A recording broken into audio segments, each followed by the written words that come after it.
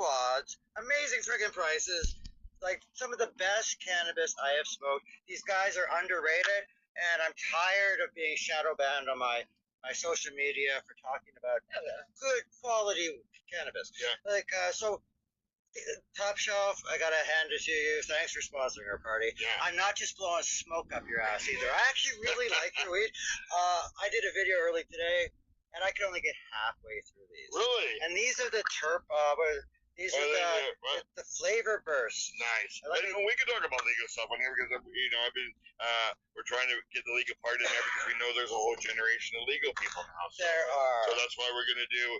You smoke mine, and I'll smoke yours. Absolutely. Right? You bring me your legal weed, and I'll give you a gray market weed. You can smoke my gray market, and I'll smoke your legal. We'll see what happens that way, right?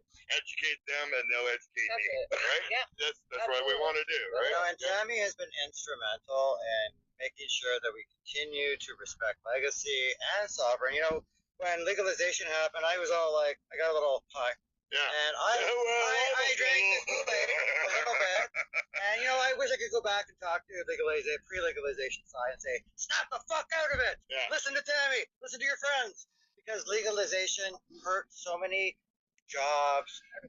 It changed things in a way that I didn't really enjoy that much. Yeah. And Tammi was always like, no, we will not forget legacy. We will continue to hold up legacy. And then you organized like this Indigenous Cannabis Cup for what, 4 or 5 years? 7. Holy shit, sorry. Yeah. Actively staying involved in sovereign cannabis, and that you know, without like High Canada Magazine, I'm cocky. I'm a little egotistical. I like to be on camera, but High Canada Magazine is our team. It's Tammi and Harry and Sabrina and all the reporters we have, and Sarah and Surface Farms and all the people out in BC that have, like, it's way bigger. Carly Thiessen. We know that, Carly. April Rainbow. Who else? Colin Banbury, who he went Rainbow, on to, you mean Brittany? Yeah. I just had her on the show. Oh, not Brittany, but Brittany has been a big ally of our magazine. Brittany We've had 37 High Canada Magazine team members. Nice. Kelly Gibson, who pretty much wrote the SOPs for the original Spirit Leaf. Like, we've had so many great people, and they've all been passionate about holding up the people behind the plant. And like, we've been the core of the magazine for years, you know. For a long time. And we've given a lot of writers their first opportunity. We've uplifted so many voices. Taking a lot of abuse. Oh, so much abuse. Oh, really? Yeah. But you know what? We've been attacked. We've had our emails hacked. Oh, We've had all our social media deleted and hacked. Oh, wow. Because we refused to take a stand one way or the other during the COVID crisis. Both sides attacked us. We were in the middle of the black market versus legacy market days when, you know, so there are some crazy things happening and that have happened in our sector. I'm really proud that we've been able to chronicle so much of it. And we have Good, bad, and the ugly. All there. We should have called this issue Good, Bad, and Yeah, I was about to say that. Villains and heroes are going to be the good, bad, and the ugly, right? Okay, let me tell you, our sector, just because you smoke weed doesn't mean you're a great person. No. So I have 15 villain archetypes, and I must have 100 villains on my list. I can't really. I can't really print all their names. There's so many because I make it suit that many times. Let me tell you, from political insiders connected to the Liberal Party in 2017, who we predicted that they would make themselves filthy rich, and sure enough, they did. To these creep archetypes, to con people who are conning different men and women out of their life savings for the cannabis industry, pump and dumpers.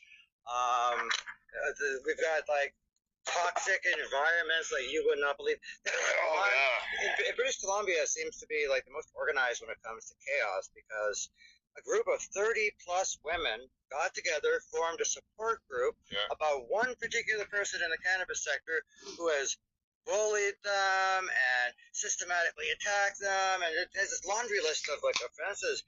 To see 30 plus women get together and form a support group around it, and they provided me with I'm talking, if I were a legal system, we're Canada, we're not a legal system, I would have reams of documentation. I'm looking at all these villains, and it's a little disheartening. Yeah. So that's why I've been trying to hold up the heroes. Oh yeah. That's why we threw the party to celebrate. Who's got the support group? No, you have to wait for the issue of Canada Magazine. There you go. We have there you go, people. gnarly people, and we represent as villains. We also have our anti-heroes. They're not quite heroes. They're not quite villains. So we want to go out in a bang, make some impact, cause some noise. Do you have any blooper reels for the video section of your? Oh, we have so many. Do you have any bloopers? I'm sure we could. That's usually a thing to end up with. It's like a big huge. Well, I'm reel, hoping right? that issue 100. Or maybe you take some. Maybe after. Once issue 100 is going to come out. And we hit 1 million views on YouTube. Okay. So YouTube, there you go. We are 940K views on YouTube. And you're on we YouTube hit 1 million. Now. Yeah, we're on YouTube right now. Yep. We need 60,000 more views on our YouTube channel. Tell your friends. We will get one of those nifty little plaques. And I spin my white whale forever. Oh, really? You get a little nifty little plaque from YouTube when you hit 1 million? Yeah. Oh, why don't you just get one of those bots? No, we want to earn it. Right? Everybody else does it. We go for the other 60,000, This feels better when you do it. Yeah, I know. This is a cautionary tale for all you new cannabis-related social media Don't accounts. get a bot. Don't buy your followers. No. People notice. Yeah. Like, how many times have we noticed somebody jump from 20 to 2,000 or 20,000? Like, Jump like that. You can't have 45,000 followers and 2 likes on posts. I don't know about you, but I've become quite the investigative reporter after the last decade. Let me tell you how we gotten good at it. Because you see all parts, right? Like it's come to a. So the bots are not AI smart where they'll come on and like your posts just to be just to trick you. They're not there yet. That's right. Okay, that's it. Yeah. They're gonna get there. Oh yeah, I'm sure. They're gonna get there. Yeah. They're gonna get there. Would you like to try some of this? Of course. This is top shelf. This is BC. I've smoked Let me tell you, these guys, I discovered them about 2 months ago, and I love my legal brands. I like my legacy brands, but I'm never turning back if I don't have to. I had some donkey butter off these guys. Yeah. Like I've visited some of the best grows across Victoria and the Lower Mainland. Yeah. These guys grow fire. Kevin Varner from Royal Harvest, fucking fire, man. Nice. Smoker Farms, some like and this Shane from stuff you can Rosebud. find in the government store. And no, this, and in BC. the ones I'm naming right now are legal. Yes. But then you see you have these guys, companies like this that have put their whole life into growing quality cannabis. Yeah. They're sovereign, and still the government's like, well, we don't want you to do that. So if you're growing in BC, you can't sell in the Ontario store. No, you can't. Oh, so it doesn't. There's not a But you blanket don't have to license. sell. No, you have to do province to province. You A lot have of to people do. stay away from Ontario because it's an overrun market. Yeah, it is. Like, Yeah. So there's, 5,000 oh, products it's on so the market. ridiculous. Wow. So Yeah, why, there's what's a the lot. point? Yeah. You know what I mean? Like, Yeah. not what's the point, but Yeah. And But then you have to have a separate perfection license craft for each where you're province. Where they want to get rid of the make more interprovincial trading. well, and But BC has, BC's doing that, Oh. so you can be local and supply locally. I mean that's Right here, that's but John Carroll. Ontario, you That's have John- to be able to supply larger. All larger, eh? Yeah. Yeah, because Don and Carroll have their new farm cake. I heard we I've already been did a there. blurb I've on already it. been there. Thanks, So- Gamer. They grow it in the backyard and they bring it right to their store at the front. They don't have to do anything else. I've been hearing about these legacy legends too that Count Canna, Michelle put together. Yeah. It's Ramos, Smoker Yeah, Farms, Rainbow's the part of it. Garner, Yeah.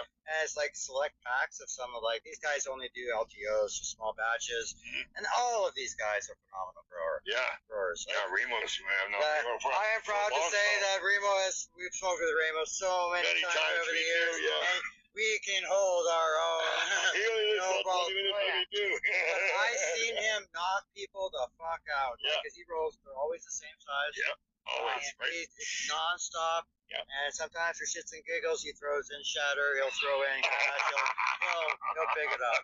Love you very well. He's had some great stuff over the years, and it makes me really proud to see where he's gone with his brand, his career, and how loved that man is. And Sandra and him have made a great team. Yes, they have. They're a great team. A couple of years ago, we did our favorite power couples. And Donna Carroll. She was one of them. Donna Carroll, yeah. Sandra and Ramo.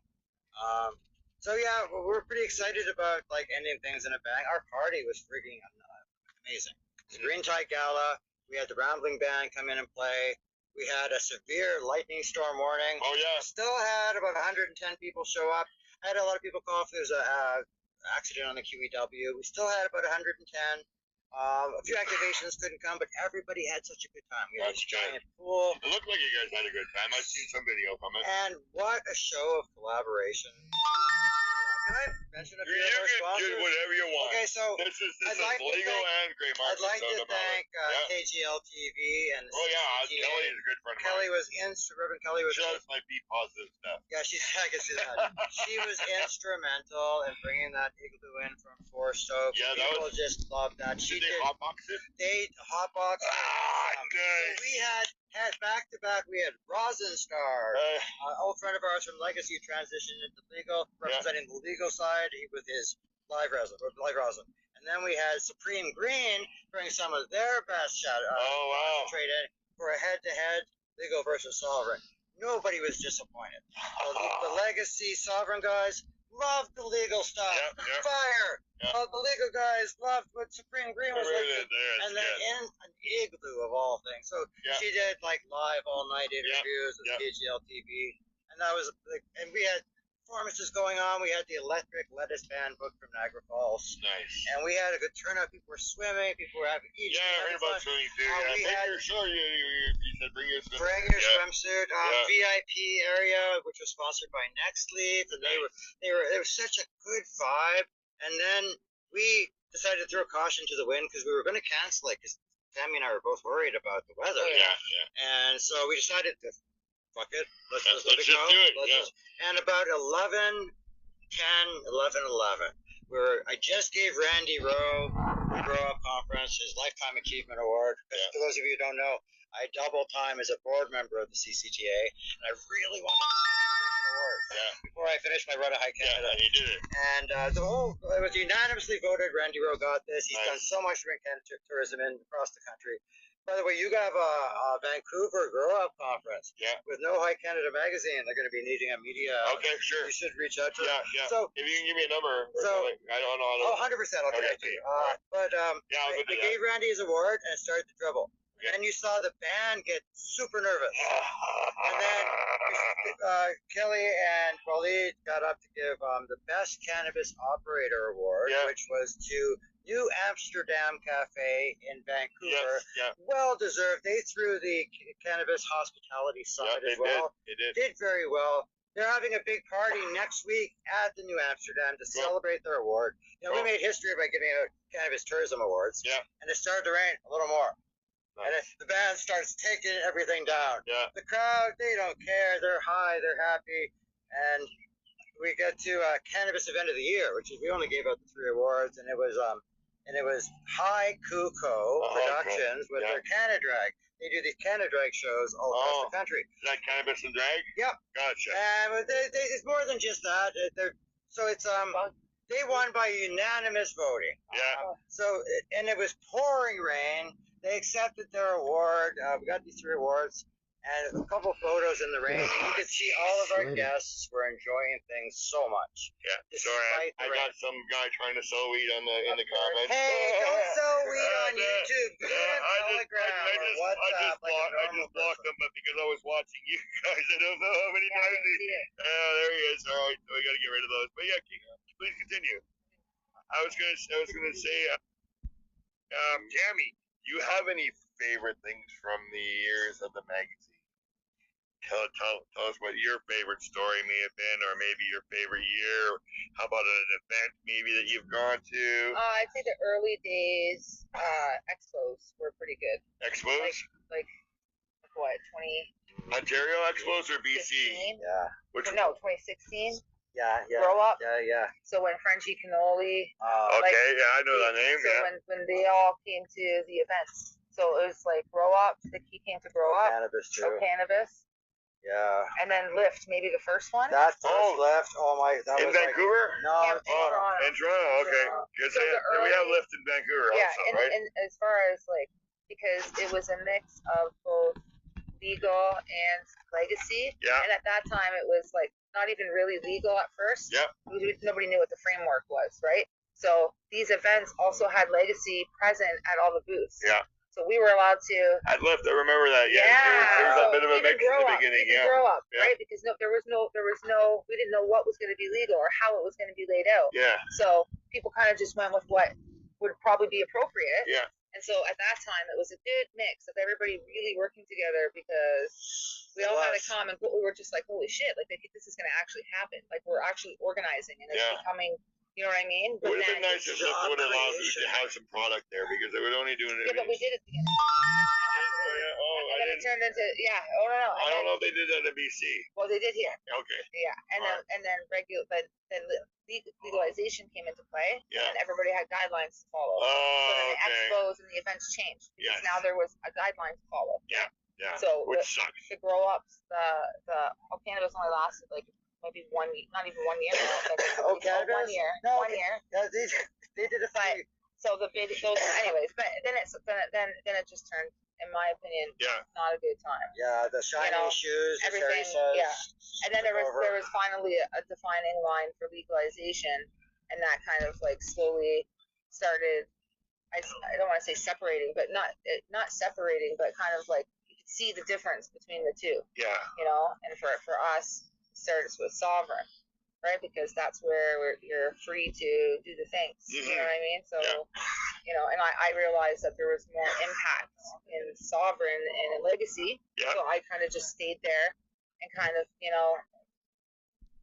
wasn't a big fan of the transition of magazine to legalization. No, I know. I was like, who's going to pay for shit? Yeah. Nobody's going to lose money. It wasn't because legal people can't. That's right. They're not allowed to, right? So I can't even go in the store and do a show from there and show their stuff. Yeah, so you go and you make the jump, and then something like a magazine where you rely on advertising and the money comes, who's doing it?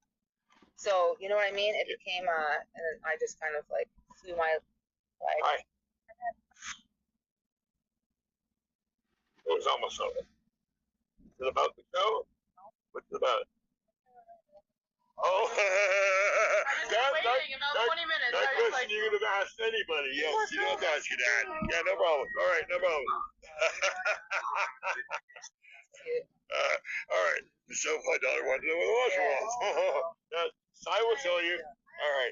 Good. But yeah, so that it's more for me. It's like time periods throughout this that have been great. You know what I mean? So pre-legalization expos were fantabulous, and of course I continued in Legacy and Sovereign. Yeah. And so for me it was the Indigenous Cannabis Cup. You know what I mean? We 100 vendors every year. Wow. We put on that never stage. came to BC. That was only on Ontario thing. Yeah. It was because it was Smoke Signals. It was Smoke Signals in China. I think some people from BC came in to compete. Oh yeah. They may have. Yeah. But it was a big. It was for our area here. It was big. It was a big thing. It's the biggest one. Yeah. You know what I mean? You got a lot of population. Yeah, we put more Indigenous musicians on stage than any other event in Canada. Do you ever notice how different it is in Ontario, the cannabis scene, compared to British Columbia? Yeah, 100%. You're more based here, right? Yeah. So you don't get to see the other side. That's right. I don't think that's true. Tammy's been out to BC a dozen times. I'm very familiar with BC. Okay. And lots of tours. Yeah. Some of the stuff I'm most proud of that you've done for the magazine. Tammi, there was one year she did the Let's Put Fun back into the magazine. She pulled down Classified. It was one of our big covers, and most of the big musicians we've had: Peter Jackson, Biff Naked, Cannabis Girl. Let me tell you, half our sector was in that Classified video. Really? Good. I tried to make it more about if I was going to stay in the magazine, I wasn't too big on the legal side of shit because it sucked. Yeah, it does. So I was like, okay, what can I do to still stay in it? And so for me, it was entertainment and cannabis. I don't have to specify what kind of weed. Who gives a shit? the two connect. Music and weed is just something that goes together. So I focused on entertainment and cannabis, and still. I'm worried about smoking the irradiated legal stuff. I talk to people that don't irradiate, and I smoke their legal stuff, like Don and Carol. Well, see, that's the thing, right? That's an important. Back in the early stages of legalization, a lot of LPs let me come and tour. Yeah. Before there was any sort of rules about letting random people come in and tour, right? We still get unprecedented access. We can tour any facility we want. Yeah. Honestly, that's right. Yeah. But we put the time in for that. Yeah, Gage Cannabis. That was a great story too. In Hamilton here, it was one of the first. It was right up there with Tilray, and like as far as like mainstream. Didn't Bruce Linton go on to run the U.S. version of that? Totally. Now it's a big. Yeah. So they let me tour it, and it was the first place that taught me about nuking it or not nuking it. Yeah. And I learned a hard lesson that day, because I really didn't have no idea that was even, because we don't do that in Legacy. No, but they do it to our food. We don't. Right. Our food but it wasn't irradiated. something that was on my radar as something that I had to be like paying attention to. But from that point on, that became one of the biggest things that if I did go and check anything out, that was one of the first questions I asked people. Neil Magnuson showed us the difference of a bud that was not irradiated and a bud that was irradiated. And the bud that was irradiated was dead. Yeah. It had brown, and there's absolutely. nothing live in there there's ever. Smell, there's nothing. How can that be healthy? And that's just the government saying, "Oh well, we told you it wasn't healthy." There's no problem. Yeah, I know. But also that we told you it wasn't healthy, because they don't think it's a medical plant, right? So if they can kill it and not have any benefits for it, then they're right? But I mean, anything that's new is choppy. Yeah. So just like alcohol legalization, it took a while to sort that shit out, and even then, we should make that illegal. Well, it poisons your body, man. 100 million %. Like I was saying to a guy today from New York at Niagara Falls, you don't hear about cannabis people getting up and going punch their wife in the face because they're high or whatever, or get up and start driving. He goes, exactly. He says, when you're drunk, your inhibitors are gone, and that's it, right? Yeah. It should have been the other way around, but if they did that, then we'd all be living past 82, right? And we'd all have the governments would all have to pay us our Social Security. Staying on the system. More, yes. I know you're running out of time, but one more thing I'm super proud of. The work you did with Davidu in Canada and with Mila. Mila Jensen, the Hash Queen. We did a special issue built around her, and Tammi and her have become such great friends. And the Davidu in Canada is just amazing. And let me tell you We've had two. Yeah. First one was here in Hamilton, and the second one was in Quebec on the reservation of Kanasatake. You got top shelf stuff there? What we show there? The top shelf. There we go. Some top shelf now. That's what we're smoking after the show. And we got Flavor Burst. and we got some BC Bud Flavor Burst. Yes, over there. There we go. Check Where this out. can people find out more information? Where can they get these? Top secret. It's top secret. There's a website out there. You know that, right? Yeah, you can throw it. You can say it. I can't throw a comment. You know what? DM me at editor@highcanada.net. I'll shoot you the address. There you go. There you go. It's been a fun ride, hasn't it? Sometimes crazy ups. We thrown so many events. When I met Tammi, she was throwing events with Chronic Creations out here in Hamilton. There was this breakfast event, and I'd never been to a 420 breakfast event before. Oh, really? Such a turnout. And that's what we can make. Here's the funny thing. That's what it's called. That's why Hamilton is the cannabis city in Canada, not Toronto. Like Vancouver is? Yeah, Hamilton has cannabis culture. It's ingrained. Yeah. Toronto is like the Pepsi and Coke of cannabis. Yes, okay, gotcha. And Vancouver's not that. Yeah. And neither is Hamilton. Yeah. And you know what?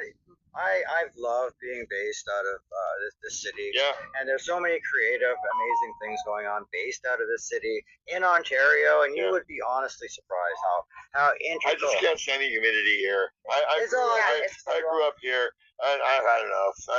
BC is the place to be. Yeah. We all statistically know that people live longer in British Columbia because of the trees and the fresh air and the health system they have. I lived there, I think, it's expensive. 6 years I was there. I came back to Ontario for a little bit to finish up. Because I'm already coughing because of the pollution. It's the pollution's worse here, but the 3 months of solid rain. God kind of got to me the last year.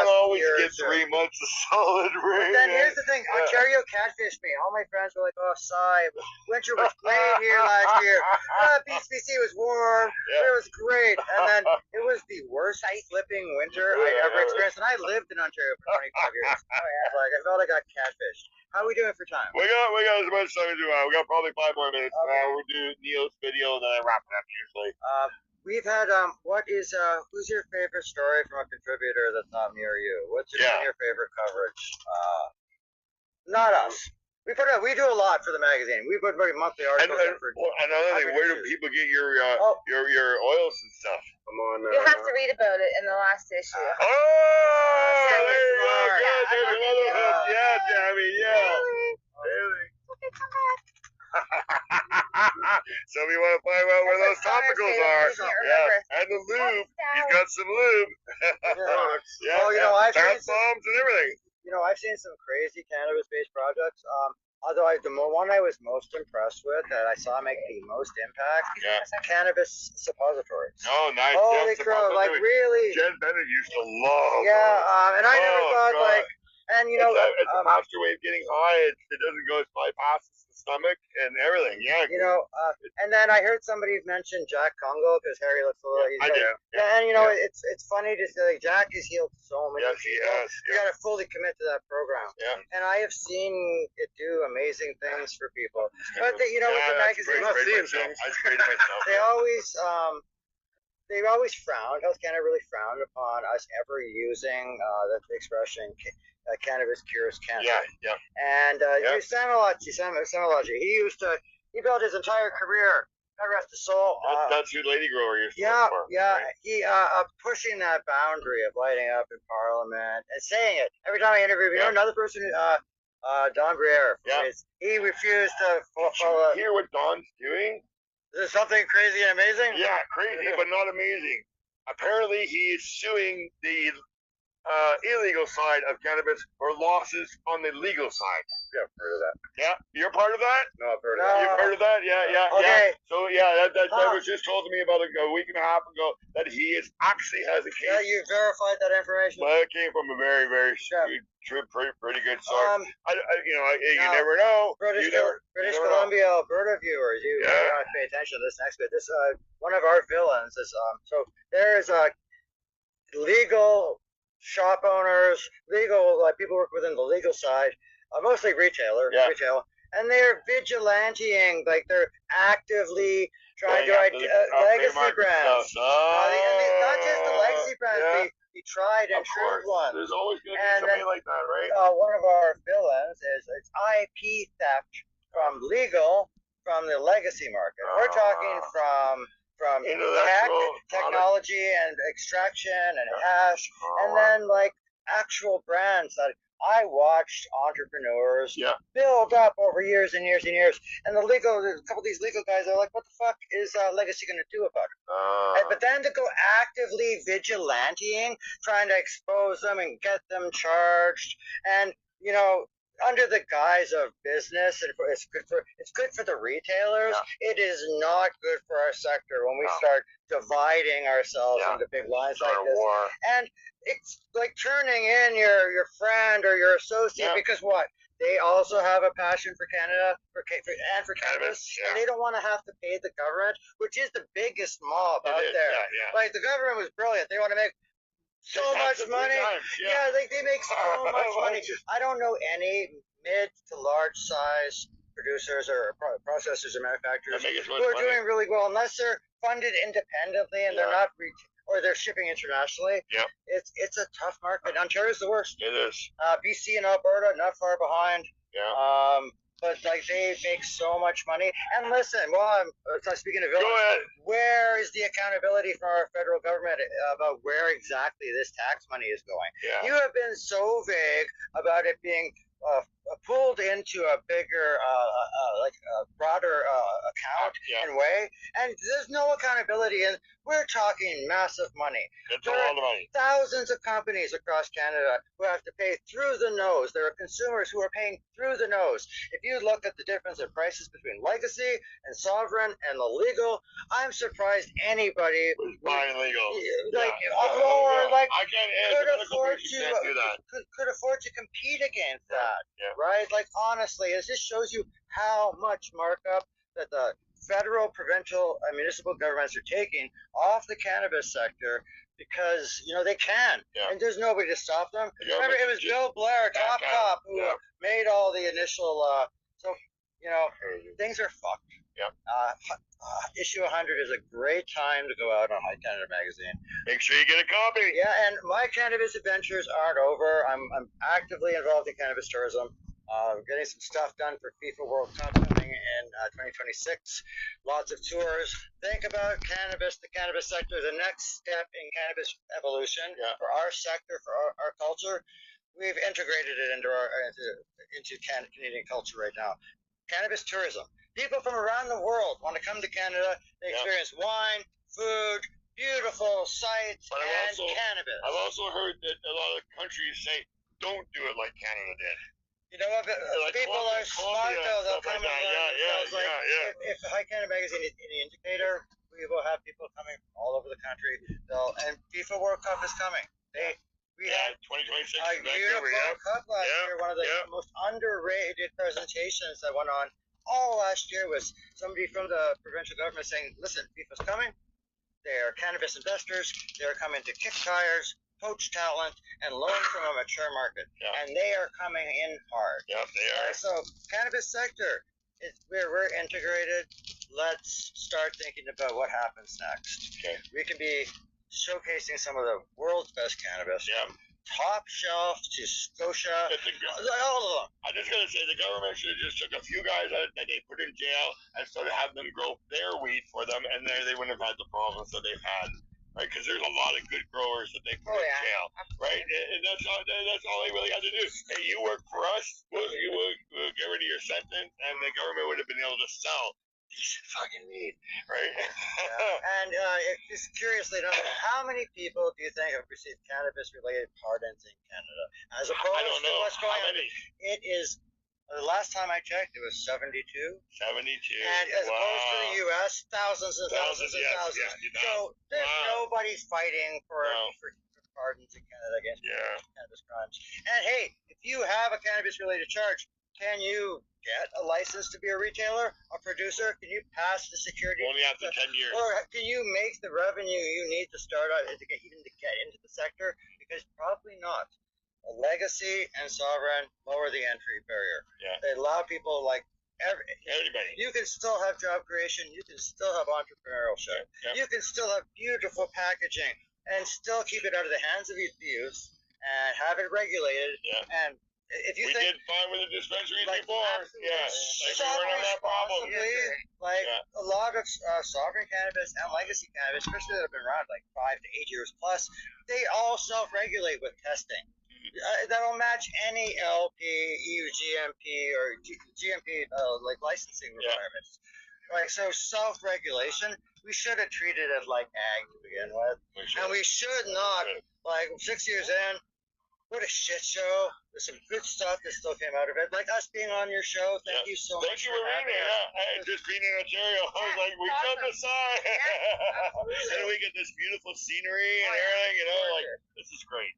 This is great. Thank you for allowing me to do this. Big shout out to Surface Farm being such a big ally. And they're in the title of everything. That is wonderful. To Tammi, to Harry, John, Andrew, everybody for coming out to support. Thank you guys. This is probably our last live, and our last time is High Canada Magazine. All right. Well, it's always been a pleasure. It's been a blast. We're going to be friends. Don't worry.